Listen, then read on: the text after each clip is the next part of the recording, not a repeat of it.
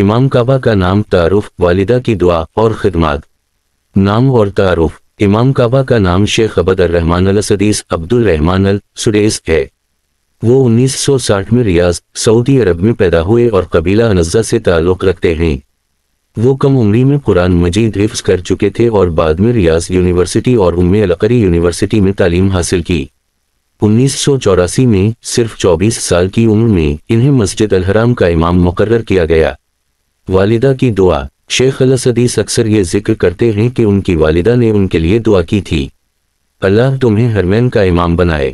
یہ دعا اللہ نے قبول فرمائی اور وہ مسجد الحرام کے امام بنے۔ ان کا ماننا ہے کہ والدین کی دعا کی بدولت انہیں یہ بلند مقام نصیب ہوا۔ خدمات۔ شیخ عبد الرحمن السدیس نے دین اسلام اور حرمین شریفین کی خدمت میں کئی اہم کردار ادا کیے ہیں۔ امامت و خطابت۔ 1984 سے مسجد الحرام کے امام اور خطیب کے طور پر خدمات انجام دے رہے ہیں۔ ان کی پرسوس اور خوبصورت تلاوت دنیا بھر میں مشہور ہے اور لاکھوں مسلمان ان سے قرآن کی قرات سیکھتے ہیں۔ ادارہ جاتی خدمات۔ حرمین شریفین کے امور کی صدارت، general presidency for the affairs of the 2 holy mosques, سنبھالی، جس کے دوران انہوں نے انتظامی امور میں کئی اصلاحات کیں۔ زائرین کے لیے سہولتوں کو بہتر بنانے میں کلیدی کردار ادا کیا۔ تعلیم و تدریس۔ ام القری یونیورسٹی میں استاد کے طور پر کام کیا۔ اسلامی علوم میں کئی طلباء کو تعلیم دی اور مختلف لیکچرز دیے۔